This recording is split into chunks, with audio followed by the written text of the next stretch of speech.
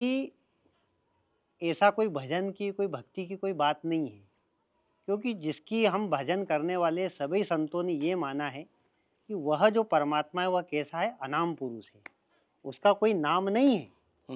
क्योंकि नाम रूपात्मक तो ये जगत है जिसका विनाश होता है, पर परमात्मा नाम रूपात्मक दोनों नहीं है, रूप भी नहीं और नाम भी नहीं उसका। फिर भी नाम का क्यों किया है? क्योंकि नाम के द्वारा चिंतन की अवधारणा होती है, नाम के द्वारा चिंतन की अवधारणा होती है। जैसे कि पुष्प ना हो तो पुष्प के बिना बोलो खुशबू का अस्तित्व कब तक रहेगा? और हम इसी प्रकार से जैसे जल ना रहे तो ठंडकता एहसास होगी क्या? आग नहीं रहे तो उष्णता महसूस होगी क्या? ऐसे नाम जो है स्वरूप का अपने मन में बोध करवाता है। क्या करवाता है? बोध करवाता। और उसी बोध में स्थित रहने को ही भजन की स्थिति कहते हैं। उसी बोध में रहना है ना। जो तुमको शब्द के द्वारा जो बोध होगा उस बोध में स्थित हो जाना ही भजन की स्थिति में रहना है। पर क्या है, हमारा जन्म जन्मांतर से मन अभ्यस्त हो गया है विषयों का चिंतन करने के लिए, है ना भाई। भेष लिया पर भेद न जाना, बेल फिरे जो गाना, पर्दे पीछे साहिब खड़ा उसे नहीं पहचाना। यानी भेष तो सब धारण कर लिए हैं, पर सिंगाजी महाराज क्या कहते हैं? सिंगाजी महाराज ये कहते हैं कि अंतर्गत सेवा स्वांग न ले। हमको परमात्मा की क्या करना है? सेवा करना है। तो सिंगाजी क्या कहते हैं कि अंतर्गत सेवा स्वांग न ले ही, तापरते साई राजीते हुई। जो अंतर्गत सेवा है ना वो कभी बाहर का स्वांग धारण नहीं करेगी, और वो जो अंतर्गत की जो सेवा है उसी पर स्वामी क्या होता है? राजी होता है। अब संत महात्मा तो सभी बने बैठे। अभी रोड से 2 किलोमीटर दूर निकलो, कहीं भी कुटिया बना के तो मिल जाएगा। कहीं तो कुवार के घाम खाए हुए भी साधु बने हुए हैं, कहीं तो पत्नी मर गई, घर में रोटी नहीं मिलती, उसके लिए भी साधु हो गए। पर अथा तो ब्रह्म जिज्ञासा, परमात्मा की जिज्ञासा वाला तो कोई एक मिलता है, बिरला मिलता है। मनुष्या नाम शास्त्रेषु कश्चित दति सिद्ध है अर्जुन, मेरे यत्न वाला तो कोई बिरला पुरुष होता है। ये बात बताइए। तो हमको संत कौन है, हमको किसकी शरण में जाना है? बिना गुरु बिन होए के ज्ञान, ज्ञान के होए बैराग बिना। गुरु से ही ज्ञान होगा, गुरु से ज्ञान तो हो जाएगा, लेकिन गुरु से ही तत्व का बोध भी होगा। तो किस गुरु से तत्व का बोध होगा? किस गुरु के सानिध्य में हमको भगवत प्राप्ति का अनुभव होगा? कैसे अनुभव होगा? तो उसका निर्णय हम कैसे करेंगे? उसका निर्णय हम ऐसे करेंगे कि राम को मानने वाले जो भी रहेंगे वो संत रहेंगे कि नहीं रहेंगे? भाई संत की सामान्य परिभाषा जो एक सामान्य प्राणी भी समझ जाए, जो राम को मानेगा वो संत है कि नहीं है ना। पर हमको किस संत की शरण में जाना है? राम को तो सभी मानते हैं, ओम जय जगदीश, सारे रोज आरती सब कर रहे हैं, सब राम को मान रहे हैं। पर राम को मानने वाला संत भी, उसकी शरण में भी हमको नहीं होना है। हुआ आश्चर्य कि भाई जो राम को मानने वाला है उसकी शरण में नहीं होंगे तो किसकी शरण में होंगे हम? तो अनुभव की दृष्टि जहाँ तक जाती है तो वहाँ से एक उत्तर निकल के आता है। अनुभव की दृष्टि से ये उत्तर निकल के आता है कि जो राम को जो मानता है, राम को जो मानता है उसकी शरण में भी हमको नहीं होना है। राम जिसको मानते हैं उसकी शरण में हमको होना है। नहीं, राम जिनको मानते हैं राम भी। अब ऐसे तो कई सारे हैं, पर राम जिसको सेलेक्ट करता है, राम जिसको मानता है कि ये मेरा है, भगवान की दृष्टि में जो साधु है उसकी शरण में हमको होना है। तो राम की दृष्टि में सभी संत हैं क्या? सभी संत हैं क्या? नहीं। राम की दृष्टि में कोई एक आता है कि राम की दृष्टि पड़ती है कि हाँ, ये इसको कहते हैं ब्रह्म संबंध। जीव का ब्रह्म संबंध हो जाता है ना, तो ईश्वर उस संत पर दृष्टि रखते हैं। हमको उस संत की दृष्टि में होना है जिसकी दृष्टि में राम भी हो और राम भी राम की भी जिस पे दृष्टि हो। तो क्या है, जन्म जन्मांतर से हमारा मन क्या है, विषयों का चिंतन करने का अभ्यस्त हो चुका है। क्या भैया, अभ्यस्त हो चुका है। तो भगवान की प्राप्ति क्या है? लोग पूछते हैं, आप भी प्रश्न करते हो बार बार कि भाई भगवान की कैसे प्राप्ति होगी? नाम से होगी, जप से होगी, तीर्थ संग से होगी, संत संग से होगी, किससे होगी? तो पहले बात तो देखें कि हमारा जो स्वरूप है, हम अविनाशी है कि नहीं है। पर जिसका हम चिंतन कर रहे हैं वो कैसा है? नासी है, नासी है। अविनाशी नहीं है। तो जिसका हम चिंतन कर रहे हैं, हमारी सूरत जहाँ पर टिकी है वो क्या है? नासी है। नासी। जैसे कि दो किनारे हैं, एक किनारे ये है, एक किनारा ये है। दोनों किनारों को टच करने के लिए या दोनों किनारों को क्रॉस करने के लिए या दोनों किनारों को जोड़ने के लिए एक सेतु बंध होता है। अब इसका सेतु बंध क्या है? अविनाशी, अविनाशी का नासी चिंतन। एक तरफ नासी है, एक तरफ अविनाशी है। जिसका चिंतन हो रहा है वो क्या है? नासी है। नासी। पर जो चिंतन कर रहा है वो कैसा है? अविनाशी। अब ये नासी और अविनाशी को जोड़ कौन रहा है?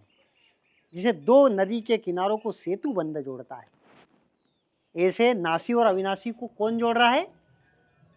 हमारी मन की वृत्ति, जिसको सूरत कहा है, वो है तो जोड़ रही है। तो हमारे दोनों किनारे एक जैसे हो जाए।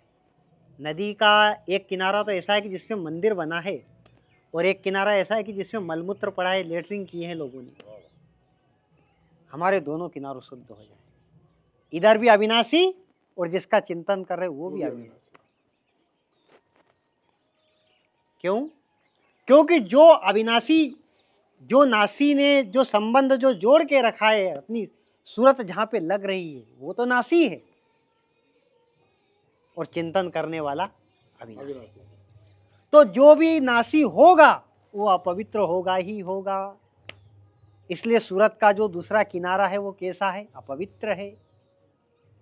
जो नासी होगा वो अपवित्र होगा कि नहीं होगा? लेकिन जो अविनाशी होगा वो परम पवित्र होगा। क्योंकि अपवित्र कौन होता है? जो परिवर्तनशील होगा, उसमें दोष घटित होंगे ही होंगे, और दोष घटित होंगे तो अपवित्र होगा ही होगा। शरीर से मलमूत्र निकलते हैं, ये नासी है, ये नासी है, तो इसके अंदर है अविनाशी। अविनाशी ने नासी के साथ संबंध जोड़ लिया।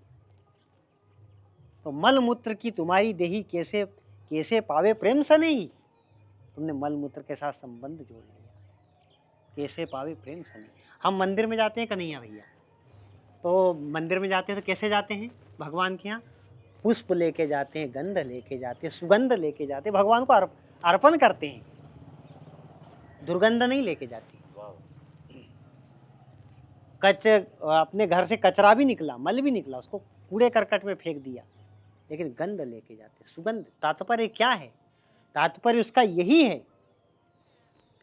कि ये जो शरीर से संबंध है, जो मल मूत्र का जो लोंधा है, इसके साथ जो हमारा संबंध है, इससे संबंध कनेक्ट होके हम भगवान की उपासना में निहित होना चाहते हैं। तो कैसे पाओगे उसको? इसको हटा देना है। सुगंध लेके जाते हैं, तो इसका तात्पर्य है कि ये मल मूत्र रूपी ये जो ढांचा है 3.5 हाथ का, इससे हम संबंध खत्म कर दे।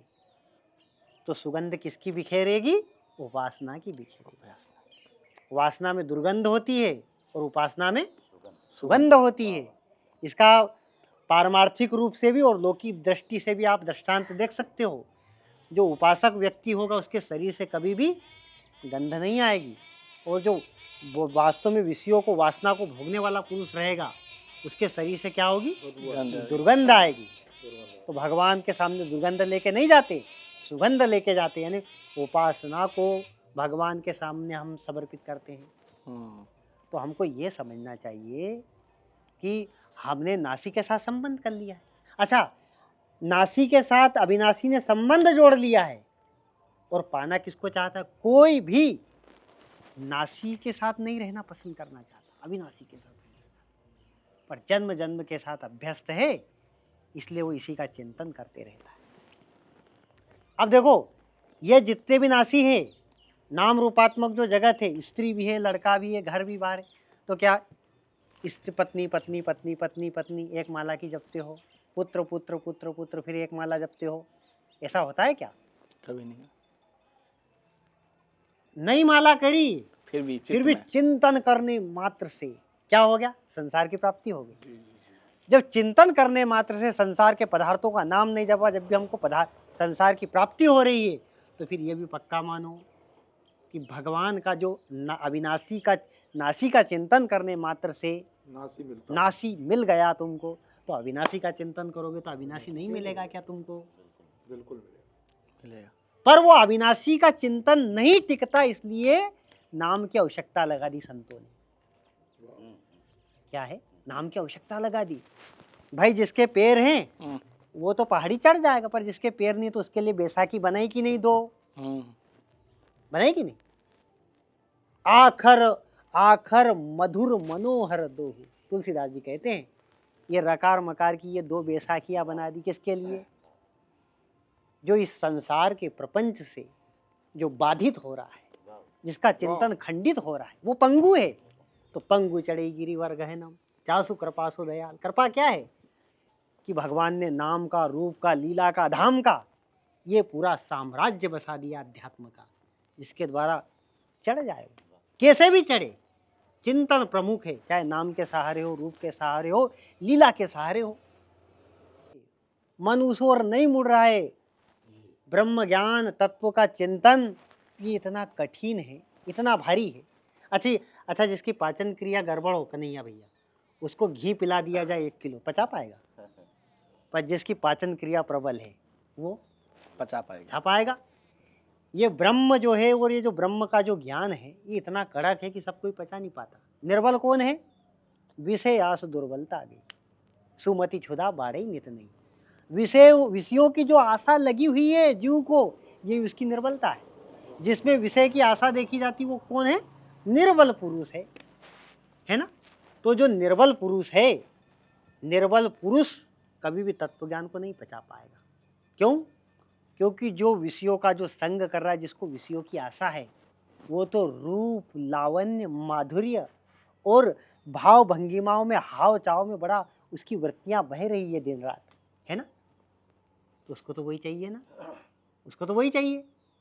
तो भगवान के, राम की, कृष्ण की लीलाओं में क्या है? यही तो है, माधुर्य है, हास्य रस है, विनोद रस है ना। 9 प्रकार के साहित्य के रस समाये भगवान की लीला में। जो मैं जानती हूँ विसरत सैया, तो घूंघटा में आग लगा देती। मैं सारे छोड़ के जग के बंधन सकी, पिया प्यारे को अपने मना लेती। जो मैं जानती हूँ विसरत सैया, घूंघटा में आग लगा देती। ये जीव बार बार विषयों में जा रहा है। संतों ने इसको रोकने का प्रयास किया, तो तत्वज्ञानी लोग भी हार गए कि अरे इसकी तो विषय वृत्ति इतनी प्रबल हो रही है कि शब्द, स्पर्श, रूप, रस, गंध 5 विषयों में बह रहा है जीव। तो तत्वज्ञानी इसको रोक नहीं पाए। फिर संतों ने भगवान की नाम, रूप, लीला, धाम, 9 रस पूरे बिखेर दिए और मनाया उसको। कैसे? जब कोई यदि सट्टा पत्ता का शिकारी हो जाए, कोई वेश्याओं का गमन करने लगे कोई पुरुष, और उसकी स्त्री को मालूम पड़ेगा, तो वो स्त्री क्या करेगी? अपने हाव चाव से, अपनी भाव भंगिमाओं से उसको ऐसा ओत-प्रोत कर देगी कि बाहर जाने ही नहीं देगी। वो संबंध छूट जाएगा। क्योंकि जो वेश्याओं के गमन के साथ जो उसको हाव भाव माधुर्य मिल रहा है, वो इतना हाव भाव और इतनी नाच गाना नृत्य करती है एक पतिव्रता स्त्री कि उसके हाव चाव को देख के वो रुक जाता है, जैसे तैसे माधुर्य रस से मनाती है उसको। तो ये जो अविनाशी आत्मा है, अविनाशी जीव है, ये बार बार भी विषयों की गलियों में जा रहा है। तो विषयों की गली में नहीं जाने से ये भ्रष्ट नष्ट हो जाएगा। इसको रोकने के लिए उसी पत्नी के समान ये जो भगवान की चर्चाएं, भगवान की लीला, माधुर्य और ये काव्यों का जो संग्रह जो संतों ने किया, इसके लिए किया है कि जीव विषयों में गति न करे। इसके लिए इसलिए सगुन की लीलाएं ज्यादा से ज्यादा विषयानंदियों को आध्यात्म में प्रवेश करने के लिए एक संतों की व्यवस्था है। अच्छा। तो ऐसे वर को क्या वरु जो जिए और मरी जाए, वर वरु एक सावरो कि मारो चूड़ी लो अमर हो। कैसे भी चिंतन होना चाहिए, चिंतन की एक सूत्रधारा बहने लगे तो परमात्मा मिलेगा ही मिलेगा। और परमात्मा ने केवल खेल एक ही तो रचा है कि सारी इंद्रियों को बहिर्मुख बना दिया। देखो, आंख बाहर खुलते है, कान बाहर खुलते, नाक बाहर खुलती है, जबान बाहर खुलती है, सब बाहर खुलता है। और वो परमात्मा कहाँ है? सभी संतों ने एक ही मत दिया कि वो अंदर है। तो ये लुका छिपी का खेल रचा है भगवान ने। योग माया समावृता में, योग माया में ढका हुआ हूँ। यही तो है भगवान की योग माया, कि भगवान छुप गया है अंदर और दरवाजे कहाँ खोल दिए? बाहर। अब जू बाहरी दौड़ लगा रहा है, ढूंढ नहीं पा रहा है। तो इसलिए संतों ने कहा कि बाहर का पट बंद कर, अंदर का पट खोल। ये एक दरवाजा है, केवल 10वां द्वार, जो अंदर की ओर खोलता है और डायरेक्ट परमात्मा से मिलाता है। तो इसलिए दरवाजे बंद करो तो अंदर वस्तु ठोड़ की ठोड़ वो हमको मिल जाएगी। हाँ, आप कुछ पूछ रहे थे। गुरुजी, जैसे अभी आपने कहा हम विषयों के बीच में हैं, अवश्य हैं, मानते भी हैं, ऐसा है नहीं कि हम है नहीं, विषयों से ग्रसित है, हर कोई ग्रसित है। ग्रस्त में ऐसा संत बनने के बाद भी वो विषयों से ग्रसित है। मैं ऐसा नहीं देखा हूँ संतों के बीच में गया हूँ, वो भी विषयों से, वासनाओं से ग्रसित होते। चाहे किसी की कुछ और वासना हो सकती है, वासना का रूप ये नहीं, मैं गलत नहीं दे रहा हूँ, लेकिन उसके बीच रहते हुए भी, उसका स्वाद खीर खाते हुए भी और खीर से परे रह सकते हैं क्या? इस विषय वासना को भोगते हुए भी क्या उसका भी चिंतन किया जा सकता है साथ में? भगवान कृष्ण ने कहा कि हे अर्जुन, तेरे जो कर्तव्य कर्म है वो कर। कर्तव्य कर्म क्या है? कर्तव्य कर्म ये है, जैसे कोई गुलाब का फूल है, गुलाब का फूल तो तुमको चाहिए ना चाहिए, इसी के लिए तो वाटिका पूरी लगा रखी है माली ने। हाँ। पर माली उसको दिन रात पानी दिया करे तो क्या होगा? सारे गुलाब के फूल सड़ जाएंगे, एक भी नहीं आएगा, पौधा ही सड़ जाएगा पूरी तरीके से।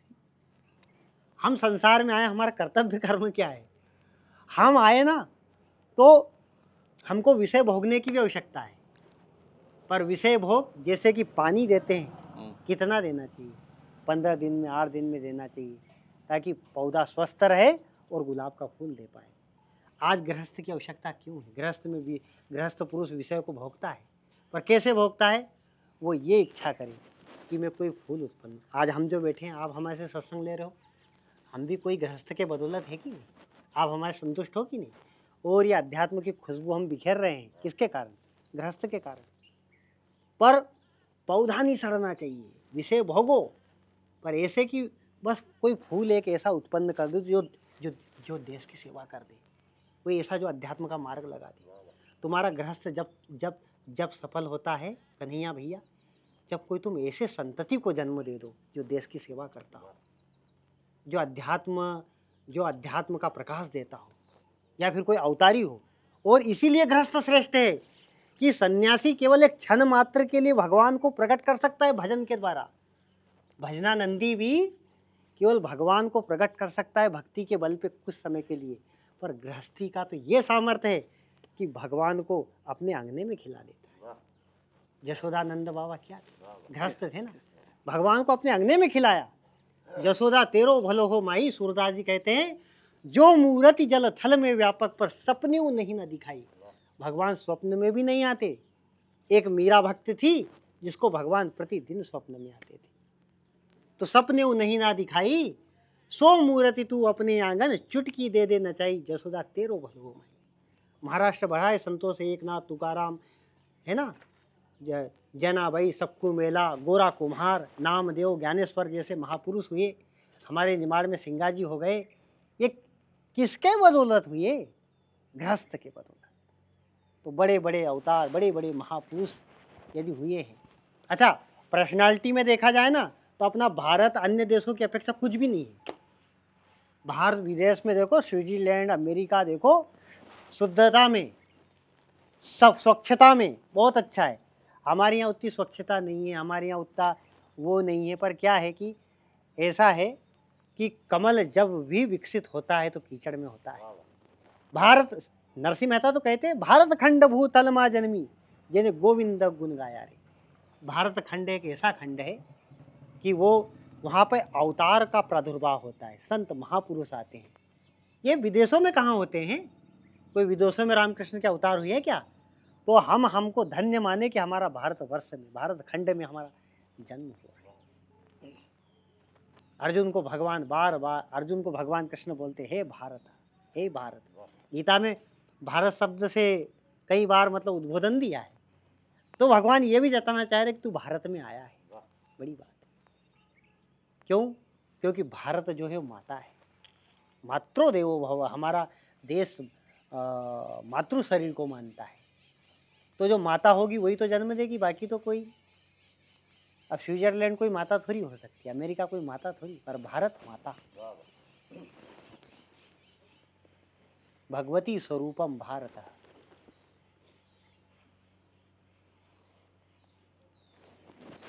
गुरुजी जैसे भी आपने कहा था, हमें चिंतन है, चिंतन करना चाहिए, विषयों का चिंतन नहीं करना चाहिए, उसका चिंतन करना चाहिए। लेकिन चिंतन करना चाहिए ये जानते हुए भी चिंतन ना होने का कारण क्या है? हर कोई जानता है कि चिंतन करना चाहिए, गुरुजी ने जैसे कहा, मन में आपके भी मन में आया होगा हाँ चिंतन करना चाहिए, ये जानते हुए भी चिंतन नहीं होता। जैसे हमें पता है आग से जल जाते कभी कभी, और फिर भी आग से ना हटने का। कभी कभी आपने धूप में सर्दियों में खड़े रहते हैं, हमें पता है बाल जल जाएंगे, फिर भी हम आग सेकते हैं। उसी पर हमें पता है चिंतन करना चाहिए, फिर भी हमसे चिंतन नहीं होने का कारण क्या है? ये तो बहुत अच्छा प्रश्न है कि जानते हुए सब समझ लिया तब भी मतलब ये लगता है कि चिंतन होता है हमारे।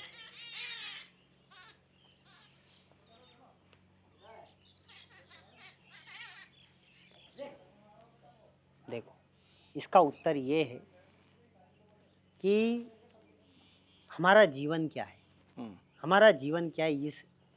इसको यदि समझ ले तो ये बात समझ में आ जाएगी। जीवन और मृत्यु, जीवन और मृत्यु को समझ ले तो कोई मृत्यु को कैसे अपनाना चाहेगा? जीवन को ही अपनाएगा ना। हर कोई जीवन को अपनाएगा। जैसे कि मछली का जल क्या है? मछली का जीवन क्या है? जल है। मछली का जीवन जल है। तो उसका इष्ट क्या है, उसकी अभिलाषा क्या है? कि मैं जल में ही रहूं, जल में ही रहूं। जल से अलग होना चाहिए? नहीं चाहिए। जल के अलावा किनारा, ये तुम्हारा ये घर है ना, ये थल, ये सब उसके लिए क्या है? जीवन है क्या? मृत्यु है। मृत्यु है। तो जल के अलावा कोई उसका जीवन हो सकता है क्या मछली का? कभी कभी नहीं हो सकता। जब जल के अलावा उसका कोई जीवन हो ही नहीं सकता, तो क्या वो मन से भी उस जल को छोड़ना चाहती है क्या? नहीं। कभी नहीं छोड़ना चाहती। जल को कभी नहीं छोड़ना चाहेगी वो। पर हम क्या देखते हैं,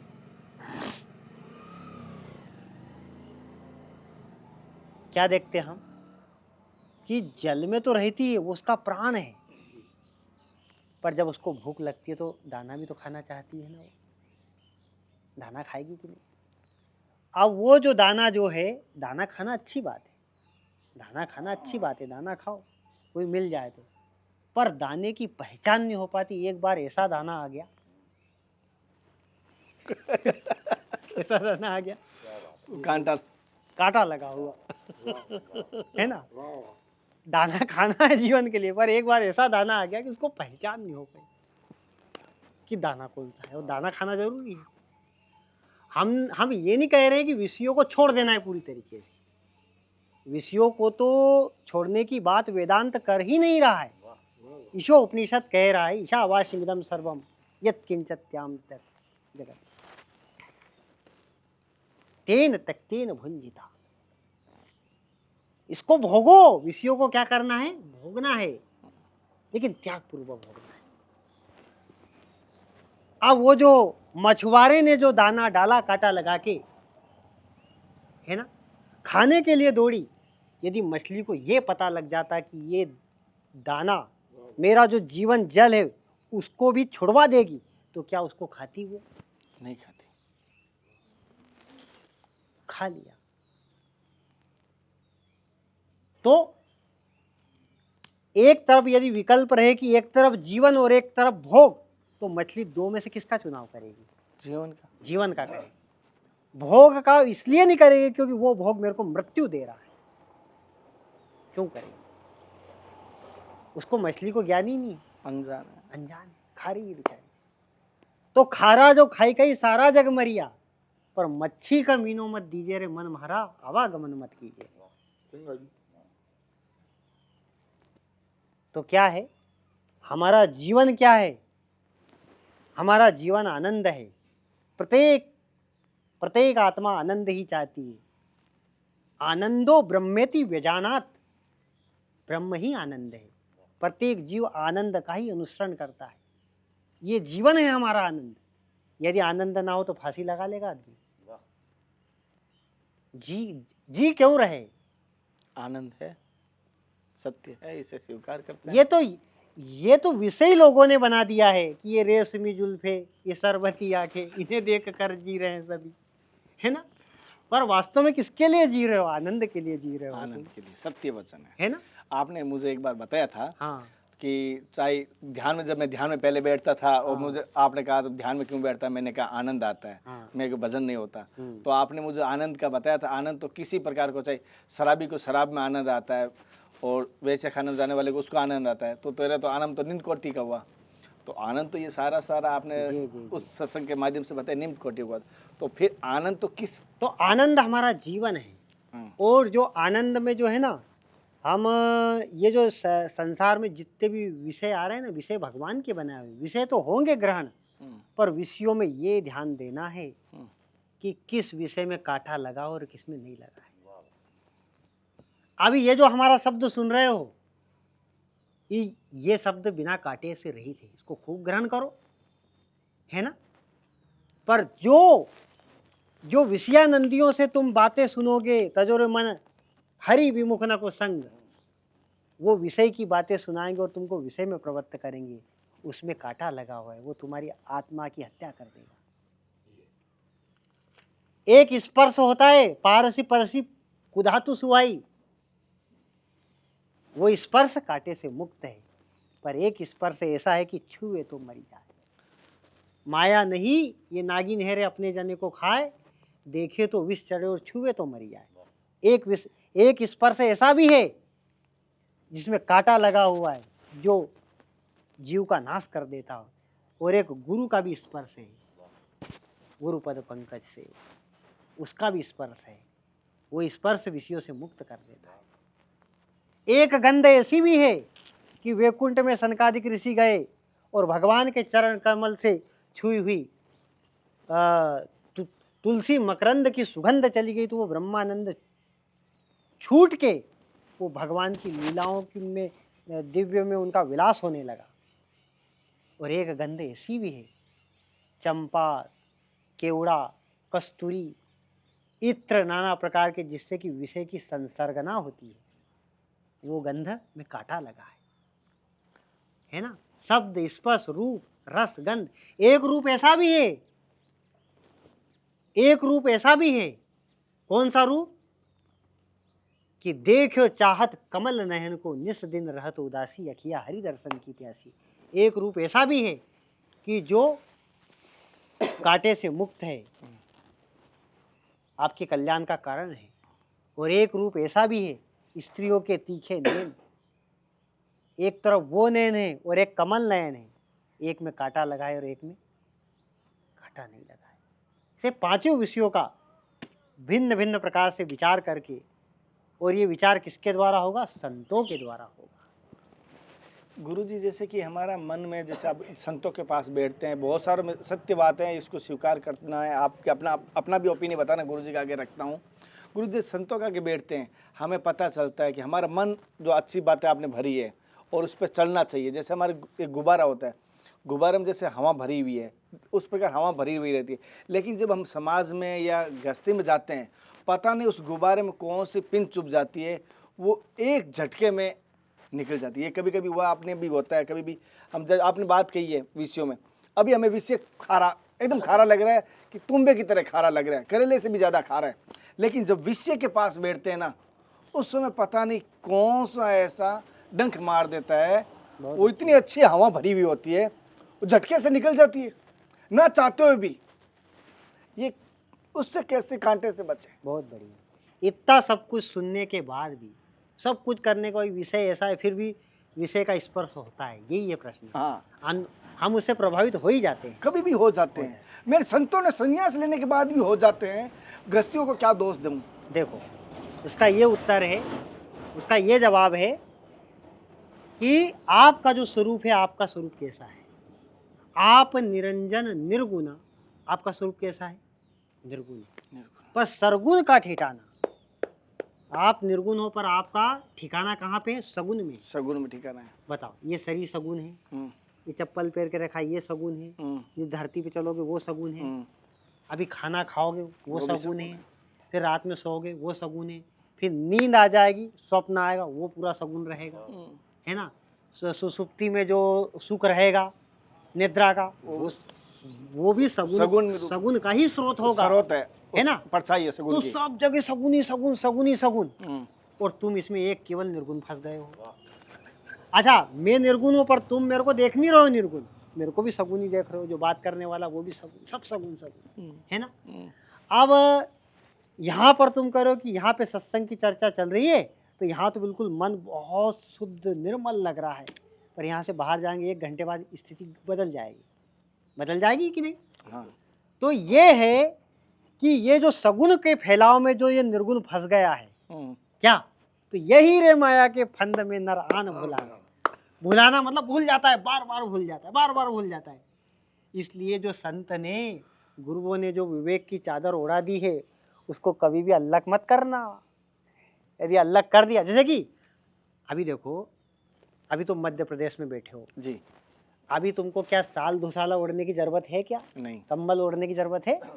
और अभी रात होगी तो रात में भी अभी 3 बजे के बाद में 1-2 घंटे के लिए ओढ़ना पड़ेगा, क्योंकि उस समय ठंडी लगेगी, केवल 2 घंटे के लिए, बाकी 22 घंटे वैसे ही रहे। पर यदि आप हिमालय में चले जाओ, यहाँ पे बर्फ ही बर्फ है चारों तरफ, नीचे भी बर्फ, इधर भी बर्फ, उधर भी बर्फ, ऊपर भी बर्फ, चारों ओर बर्फ ही बर्फ के मामले में जब पहुंच गए तुम, तो वहाँ क्या करना पड़ेगा? चादर को ढक के रखना पड़ेगा 24 घंटे, नहीं तो मर जाओगे। तो ये जो यही रे माया के फंद में, सब दर माया ही माया है। जिसे बर्फ के इलाके में जाते हो तो 24 घंटे ओढ़ के रखना पड़ता है कम्बल को। ऐसे गुरु के शब्द के विवेक को, गुरु के शब्द रूपी विवेक को हमको 24 घंटे ओढ़ के ही रखना है, क्योंकि चारों तरफ माहौल ही वो है, खत्म कर देगा नहीं तो तुमको। इसलिए सदा हो शरण सुख पाऊं गुरु जी, मैं तो सदा शरण सुख, आपकी शरण से कभी हटूंगा ही नहीं। ये तो जराक में आपने भागवत में प्रसंग नहीं सुना, सुखदेव जी ने क्या प्रार्थना करी थी भगवान से कि इतनी देर के लिए मौका दे देना कि गाय के सींग के ऊपर एक क्या है कि राई का दाना ठहर जाए, इतना समय दे देना, इतने में मैं भाग लूंगा वहां से। क्यों? क्योंकि चारों तरफ माहौल ही वो है। यही रे माया के फंद में नारायण भुलाना, कहाँ स्थिति टिकेगी व्यक्ति की। इसलिए तो गुरु, यदि स्थिति पूरी वही होती, माया की नहीं होती, तो गुरु की आवश्यकता ही नहीं लगती, हम ही पार हो जाते। खिचुड़ रहे हैं माया से हम, की आवश्यकता है। मतलब उस तलवार पे चलना भी है और बचना भी है। बचना भी है, तलवार पे चलना भी है, बचना भी है, कटना नहीं है। क्योंकि हम भाई मेरे जैसे, आप इतना तो नहीं कह सकते, हमारे मन की बात समझते हैं। गुरु जी जैसा उनके भी बच्चे हैं उतनी, मेरे भी उतनी हैं। एक बात पूछ रहे हैं, जैसे हम अच्छे कोशिश करते हैं, हर बच्चे, कोई माता पिता कोई नहीं चाहेगा मेरे बच्चे गलत संस्कार ले या गलत चीज़ लें, लेकिन आज के समय में जैसे जिक्र नहीं करना चाहिए, मोबाइल है या आधुनिक चीज़ें हमें बच्चों को देनी पड़ती है। पढ़ाई का बहाना लेंगे, हमारे ये सब्जेक्ट है, बहाना कुछ भी लेगा, और कितनी टाइम तक पिता उसके ऊपर निगरानी रख सकता है, कितनी नहीं रख सकता। लेकिन आप बच्चों के लिए क्या कहना चाहिए? अब हमारे लिए तो बताया बहुत अच्छी बात है, बच्चे भी हम पास में बैठे सुन रहे थे, तो मैंने कहा मेरा भी बच्चा अगर कोई वीडियो के माध्यम से देख रहा है तो इनका बच्चा मेरा बच्चा स्वरूप ही है। तो बच्चों के लिए किस प्रकार पढ़ाई के स्रोत बढ़े और आध्यात्मिक चिंतन भी बढ़े? तुम्हारे से जितना बनना है तुम उतना ही कर पाओगे, हाँ। उसके अलावा कुछ नहीं कर पाओगे। परिवर्तन तुम्हारे हाथ में नहीं है, तुम तो ये करो कि तुम्हारा धर्म क्या है, बस। जैसे कि भीष्म पितामह को पता था कि दुर्योधन मेरी बात नहीं मानेगा, फिर वो बोल के देख लिया कि भाई ऐसा मत कर अत्याचार, फिर भी किया उसने। विदुर की बात नहीं मानी। और क्या है, भगवान कृष्ण ने ये कहा है गीता में कि सब अपनी अपनी जीव प्रत्येक अपनी स्वभाव को प्राप्त होते हैं। आपने बोया था तो गेहूं, पर उसके साथ खरपतवार भी तो होंगी ना। बीज का जो स्वभाव होगा वही होगा। कोई कुछ नहीं कर सकता और कोई किसी का परिवर्तन भी नहीं कर सकता जब तक खुद ना बदलना चाहे।